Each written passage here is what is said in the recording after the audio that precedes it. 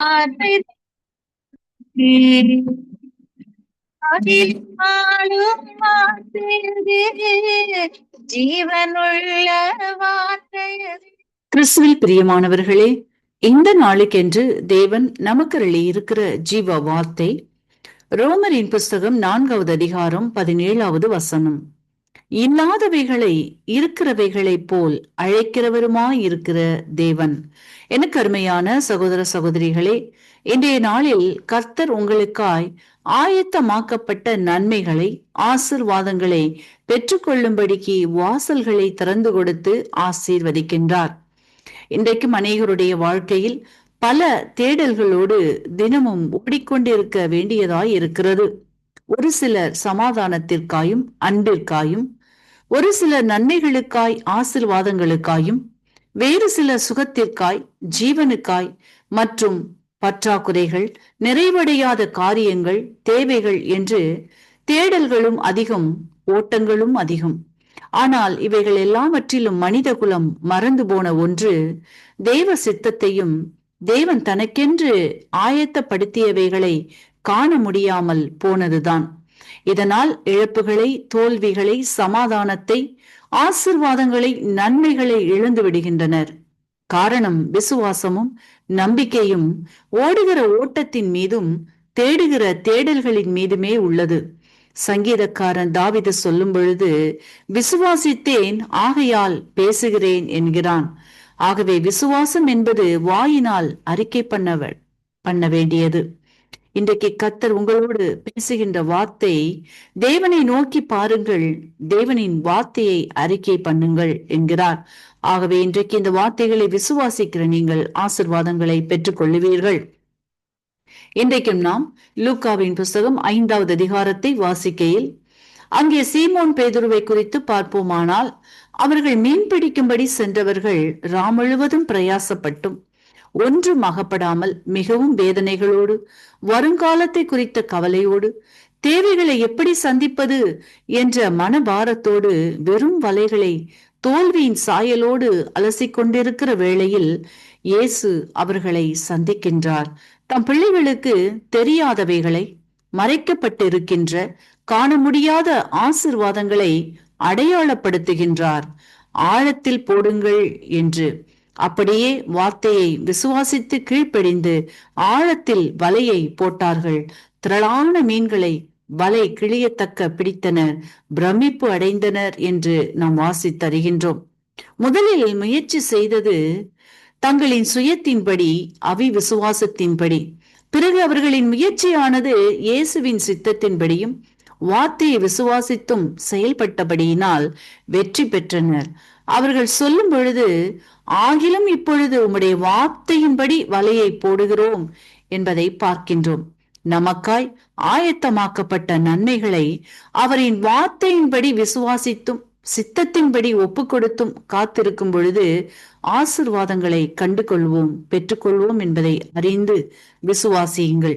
என கருமையானவர்களே, இன்றைக்கும் நீங்கள் கடந்து போகின்ற சூழ்நிலைகள் கூட வெறுமையாய், பிரயாசங்கள் எல்லாம் வீணானதே என்றும், மன விரக்தியும் சமாதானம் இல்லாமலும் காணப்படுகிறோமே என்று இருப்பீர்களானால், இன்றைக்கு உங்களின் சூழ்நிலைகளின் நடுவில் தம் அதிகாரமுள்ள வார்த்தையினால் கட்டளை கொடுக்கின்றார்.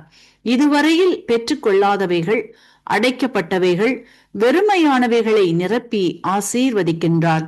உங்களுக்காய் ஆயத்தப்படுத்தப்பட்டவைகளை, இதுவரையில் காண முடியாதவைகளை இன்றைக்கு காணும்படி செய்கின்றார், ஆசீர்வதிக்கின்றார். வார்த்தை விசுவாசியுங்கள், அற்புதங்களை காண்பீர்கள். இல்லாதவைகளை இருக்கிறவைகளைப் போல் அழைக்கிறவருமாயிருக்கிற தேவன். ஆமீன். இன்றைக்கும் இந்த வார்த்தைகளை கேட்டுக்கொண்டு இருக்கின்ற உங்களில் யாரேனும் உங்களின் பாவங்களுக்காக மரித்து உயிர்த்தெழுந்த இயேசுவை அறியாமலும் விசுவாசியாமலும் இருப்பீர்களானால், இன்றைக்கு உங்களை ஒப்பு கொடுத்து விசுவாசியுங்கள். உங்களின் பாவங்களும் மன்னிக்கப்பட்டு விடுதலையாகி ஆசீர்வதிக்கப்படுவீர்கள். இந்த வார்த்தைகள் மூலமாக கர்த்தர் இன்று உங்களை ஆசீர்வதிப்பாராக. கர்த்தருடைய பரிசுத்த நாமத்திற்கு மகிமை உண்டாவதாக. இந்த அருமையான தருணத்துல கிறிஸ்துவின் நாமத்தினாலே உங்களை சந்திப்பதில் மிகுந்த மகிழ்ச்சியோடு நாள் ஒரு காரியத்தை குறித்து தியானிக்க போகிறோம். சங்கீதம் 51:16 வாசிக்கலாமா? பலியை நீ விரும்பவில்லை, விரும்பினால் செலுத்துவேன், தகன பலியும் உமக்கு பிரியமானதல்ல. ஆமென், ஹல்லேலூயா. கர்த்தருடைய பிள்ளைகளே, சங்கீதக்காரன் சொல்லும் பொழுது பலி கொடுக்கிற காலங்கள், இஸ்ரேல்ல என்ன காலங்கள்ங்க? பலி கொடுக்கிற காலங்கள். இப்பதான் பலி கிடையாது. ஏன்னா தேவகுமாரனே நமக்கு பலியாக வந்தார். கர்த்தராகிய இயேசு கிறிஸ்து எப்படி வந்துட்டாருங்க? நமக்காக பலியாக வந்தார் அப்படின்னு வேதம் சொல்லுகிறார். அதனால இப்ப பலி கிடையாது. ஆனா சங்கீதக்காரன் எழுதுகிற நாட்களில பலி கர்த்தருக்கு பிரியமானது. 5 விதமான பலிகள் உண்டு. அந்த பலிகள் எதற்காக கொடுக்கப்பட வேண்டுமோ அது எதற்காக செலுத்தப்பட்டது. கர்த்தர் அதுல மகிமைப்பட்டார். ஆனா சங்கீதக்காரன் எழுதும் போது அந்த காரியங்களை மாற்றி எழுதுகிறார். பலியை நீ விரும்புகிறது இல்லையே, விரும்பல, பலியை நீங்க ஏன் விரும்பல அப்படின்னு நம்ம யோசிக்கணும் இல்ல. பலி கொடுக்கிற காலங்களை பலியை விரும்பல அப்படின்னு சொன்னா என்ன காரணம் அப்படின்னா, இரக்கத்தில்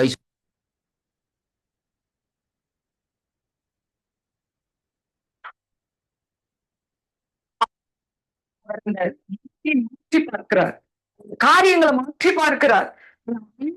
என்னுடைய பாவங்களுக்காக ஒரு காளையோ ஒரு ஆடோ ஒரு கொஞ்சம் அடிக்கப்படுறதுனால என் பாவம் மன்னிக்கப்படும் எனக்கு தெரியலப்பா, நான் அப்படி நம்பல.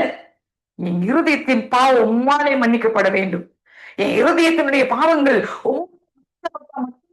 அது நல்லது அப்படின்னு தாவீது நினைக்கிறார். ஆமேன். அந்த மன்னிப்பு பரத்திலிருந்து இறங்கி வரும்னு அவர் நினைக்கிறார். ஆமேன், அல்லேலூயா. அப்ப மத்தவங்க பலி கொடுக்கும்போது பாவ மன்னிப்பு இல்ல, பாவ மன்னிப்பு உண்டாகுன்னு தெரியாம கொடுத்தாங்க.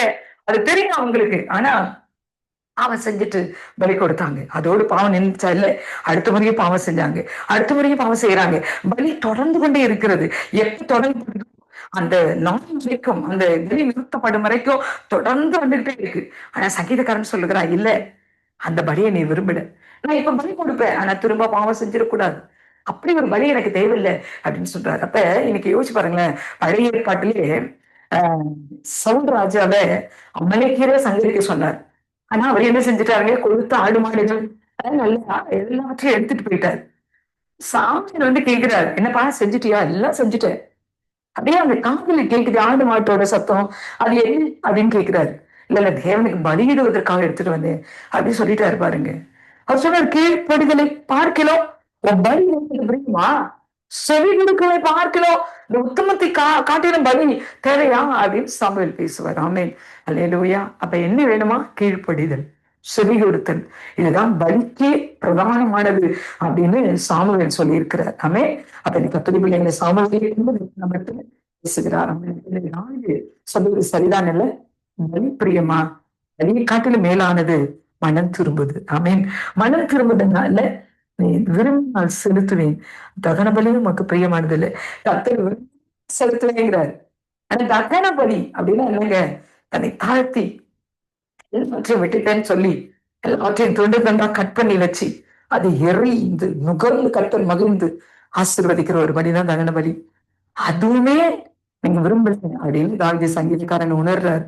நான் பாவத்தோடு ஒரு சின்ன மனம் திரும்புதலையும் கொடுக்கிற பலி உங்களுக்கு பிரியம் ஆண்டவரே, நான் முழுசா மாறி உம்மண்டை வருவதே பலியா நீ ஏற்றுக்கொள்வீர்.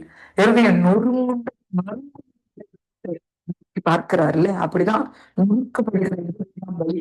அவர் இன்றைக்கு கத்துரை பிள்ளைகளே, ஒருவேளை நம்ம இடத்துல கப்பீரங்கள் இருக்குமானால், கத்தருக்கு பிரியமற்ற காரியங்கள் இருக்குமானால் ஆண்டோட்ட சொல்லுவோம், அப்பா பலி கொடுக்கறத காட்டிலும் எனக்கு கீழ்ப்படுதலையும் செவி கொடுத்தலையும் கற்றுக் கொடுத்தீர்.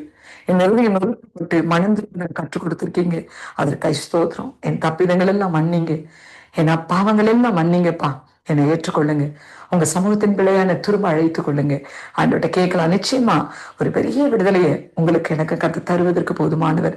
ஜெபிக்கலாமா? நல்ல தெய்வமே, இந்த நாள்ல பேசின வார்த்தைக்காய் ஸ்தோத்திரம். நான் தேவமாவியானவர் எங்களோடு பேசியிருக்கிறீங்க. பலியின் சொல்வது போல மற்ற காரியங்கள், புறமான காரியங்களை நீங்க விரும்பாம நிருபத்துல உடையப்பட்டு நொறுக்கப்பட்டு தெய்வ சமூகத்துல திரும்புவதை நீங்க விரும்புறீங்கப்பா. திரும்ப நாங்க பாவம் செய்யாம இருக்கணும்னு நீங்க விரும்புறீங்க. அதை நாங்க செய்ய உதவி செய்யுங்கப்பா. அந்த காரியத்துல எங்களுக்கு கிருபையா இருங்க. இதை கேட்க போகிற பிள்ளைகள் ஆசீர்வதியும். கிறிஸ்து நாமத்தில் பிதாவே, ஆமென். God bless you all.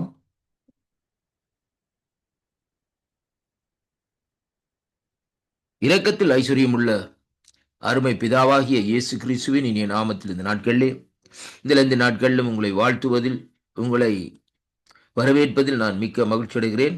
இந்த நாளிலும் 26ஆம் தேதி 2வது மாதம் 2026ஆம் ஆண்டு வியாழக்கிழமை.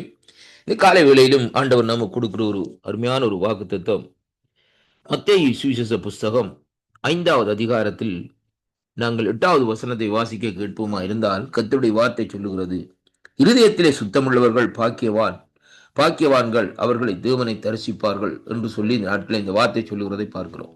அன்பு பிள்ளைகளே, தேவனோடு நாங்கள் இணைந்திருக்க வேண்டுமா இருந்தால், ஆண்டவரோடு இந்த நாட்களை நாங்கள் பேச வேண்டுமா இருந்தால், ஆண்டவருடைய பிரசன்னத்தை இந்த நாட்களை உணர்ந்து கொள்ள வேண்டுமா இருந்தால், நம்முடைய இருதயம் எப்பொழுதும் இந்த நாட்களிலே தேவனுக்கு பிரியமாகவும் சுத்தமாகவும் இந்த நாட்களிலே இருக்க வேண்டும். அருமையான கர்த்தருடைய பிள்ளைகளே, அப்பொழுதுதான் கர்த்தர் இந்த நாட்களிலே நம்மோடு கூட இருந்து நடத்துகிற தேவனாய் இந்த நாட்களில் இருக்கிறதை பார்க்கக்கூடியதாக இருக்கிறது. வேதத்திலே தேவனுடைய தாசனாகிய யோசேப்பை எடுத்து பாருங்கள். யோசேப்பருடைய வாழ்க்கையிலே பாருங்கள், அவனுடைய இருதயத்திலே சுத்தம் இருந்தது. அந்த இருதயத்திலே சுத்தம் எப்படியாக வருமா இருந்தால், நம்முடைய சிந்தனை இந்த நாட்களிலே சுத்தமாக இருந்தால், அந்த சிந்தனையின் மூலமாய் இருதயத்திலே இந்த நாட்களிலே சுத்தம் உருவாகிறதை பார்க்கக்கூடியதாக இருக்கு. அருமையான அன்பு பிள்ளைகளே, தீய சிந்தைகளை உடையவர்கள் இருதயத்திலே இருந்து பொல்லாத கடுமையான வார்த்தைகளை இந்த நாட்களிலே கொண்டு வந்து இந்த நாட்களிலே என்ன செய்வார்கள், ஜனங்களுக்குள்ளே அங்கே விதைக்கிற வேளையிலே அந்த கேட்கிற ஜனங்களுடைய இருதயங்கள் இந்த நாட்களிலே உடைக்கப்பட்டு இந்த நாட்களிலே அவர்கள் இந்த நாட்களிலே விசனப்படுகிறதை காணக்கூடியதாக இருக்கு. அருமையான கர்த்தருடைய பிள்ளைகளே, சிலருடைய இருதயத்திலே இந்த நாட்களிலே சுத்தமாக இருப்பது நிமித்தம் அவர்களுடைய வாயிலிருந்து புறப்படும் வார்த்தைகள் இந்த நாட்களிலே மற்றவர்களுக்கு ஒரு அமுதம் போல இந்த நாட்களிலே ஆறுதலாக இருக்கிறதை அங்கே காணக்கூடியதாக இருக்கிறது. அருமையான அன்பு பிள்ளைகளே, அப்படியாக இங்கே வேத பகுதி சொல்லுகிற காரியம் என்னவென்றால், இருதயத்திலே சுத்தமுள்ளவர்கள் பாக்கியவான்கள், அவர்கள் என்ன செய்வார்களாம், அவர்கள் தேவனை தரிசிப்பார்களாம் என்று சொல்லி இன்றைக்கு நாங்கள் பார்க்கக்கூடியதாக இருக்கிறது. மற்றவர்களை நாங்கள் ஆற்ற வேண்டுமா இருந்தால், நம்முடைய இருதயத்திலே இருந்து வருகிற இனிய வார்த்தைகள், அன்பான வார்த்தைகள் இந்த நாட்களிலே மற்றவருடைய காயங்களை கட்டும். அருமையான கர்த்தருடைய பிள்ளைகளை, சிலருடைய வாழ்க்கையிலே பாருங்கள், சிலர் நெருக்கத்தின் மத்தியிலே இந்த நாட்களை வாழ்ந்து கொண்டிருப்பார்கள், அல்லது குடும்பத்திலே பிரச்சனைகள் மத்தியிலே அவர்கள் வாழ்ந்து கொண்டிருப்பார்கள். ஆனால் அந்த வேளையிலும் அவர்களிடத்திலே போயிட்டு நாங்கள் இந்த நாட்களிலே ஒரு ஆறுதலான வார்த்தை ஒன்றை சொல்லுகிற வேளையிலே அவர்கள் இந்த நாட்களில் சொல்லுவார்கள், அம்மா ஐயா உங்களோடு பேசுகிற வேளையிலே என்னுடைய இருதயத்திலே ஒரு சந்தோஷமாக இந்த நாட்களில் இருக்கிறது என்று சொல்லி இந்த நாட்களை சொல்லுவார்கள். ஏனென்றால் அருமையான அன்பு பிள்ளைகளே, அந்த இருதயத்திலே சுத்தத்தை உருவாக்குகிறவர் பரிசுத்த ஆவியானவர் என்பதைத்தான் இன்றைக்கு நாங்கள் அறிந்து கொள்ள வேண்டும்.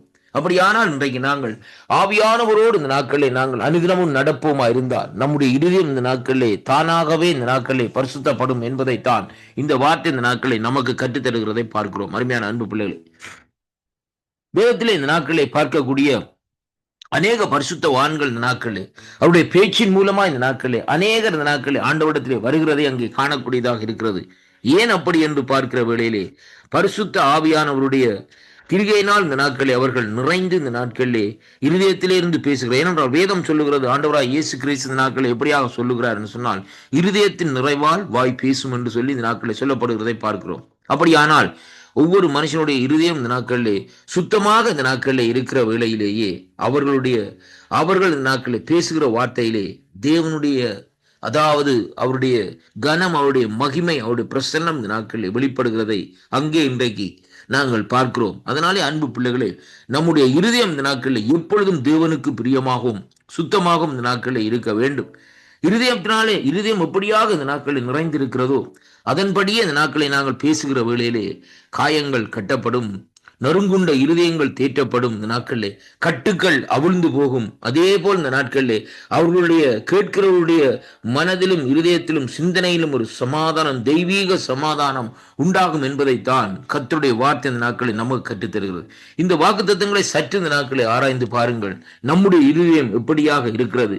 பிறருக்கு விரோதமாய் அங்கே தீங்கு செய்ய அங்கே பிணைக்கிற காரியமாக இருக்கிறதா, அல்லது இந்த நாட்களிலே ஆண்டவரை தேவனை சார்ந்திருக்கிறதா என்று சொல்லி இந்த நாட்களை நாங்கள் பார்ப்போமா இருந்தால், தேவனை சார்ந்திருந்தால் உங்களுடைய வாயிலிருந்து புறப்படுகிற வார்த்தைகள் ஒவ்வொரும் மற்றவருடைய காயங்களை ஆற்றி மற்றவர்களை தேற்றும். கர்த்தர் தாமே இந்த வாக்குத்தத்தங்கள் ஊடாக உங்களை ஆசீர்வதிப்பார் என்று நான் விசுவாசிக்கின்றேன். அப்படியானால் தேவனிடத்திலே இந்த நாட்களை திரும்புங்கள், பரிசுத்த ஆவியானவரிடத்திலே உங்களுடைய இருதயத்தை ஒப்புக் கொடுங்கள்.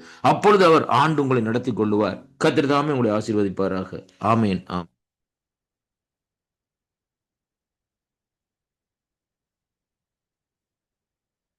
கிறிஸ்துவுக்குள் பிரியமான சங்கமம் தமிழ் கிறிஸ்தவ வானொலி நேயர்களுக்கு அன்பின் வாழ்த்துக்கள். இன்றைய மன்னா, நான் சர்வ வல்லமையுள்ள தேவன், நீ எனக்கு முன்பாக நடந்து உத்தமனாய் இரு என்றார். ஆதியாகமம் 17:1. பிரியமானவர்களே, கர்த்தர் சகலவற்றையும் செய்கிறவர். இன்றைக்கு நாம் காண்கின்ற இந்த உலகத்தையும் அதில் உள்ளவைகளையும் உண்டாக்கி இலவசமாய் நமக்கென்று கொடுத்திருக்கிறார். மருத்துவர்களால், பணத்தினால், செல்வாக்கினால் செய்யக்கூடாத அனைத்தும் தேவனால் கூடும் என்பதை மறந்து விடாதீர்கள். தேவனாலே கூடாத காரியம் ஒன்றுமில்லை என்பதை நாம் நிச்சயம் அறிந்திருக்க வேண்டும். நமக்குள்ளே சர்வ வல்லவராகிய கர்த்தர் வாசம் பண்ணுவதால் உங்களால் செய்ய முடியாத காரியமும் ஒன்றுமில்லை என்பதையும் அறிந்திருக்க வேண்டும். உன்னோடு கூட இருந்து நான் செய்யும் காரியங்கள் பயங்கரமாய் இருக்கும் என்று மோசைக்கு வாக்கு கொடுத்தவர், நான் மோசையோடு இருந்தது போல நான் உன்னோடும் இருக்கிறேன். எதை குறித்தும் கலங்காமல் தொடர்ந்து நான் உனக்கென்று நியமித்திருக்கிற ஓட்டத்தில் பொறுமையோடு ஓடு. எதை கண்டும் பயந்து நின்று விடாதே. எப்பொழுதும் தைரியமாக கர்த்தருடைய சமூகத்தில் நாம் நிற்கும் பொழுது வெற்றியை பெற்றுக் கொள்வோம். சோர்ந்து போன சகோதரர் சகோதரியே, சோதனைகள் போராட்டங்கள் தாக்கும் பொழுது கண்ணீர் வடிக்கின்றாயா? கர்த்தரோடு கூட இருந்து அவரை பற்றி கொள்ளுங்கள். தேவன் தாமே உங்கள் ஒவ்வொருவரையும் நிறைவாக ஆசீர்வதிப்பாராக. ஆமென். God bless you.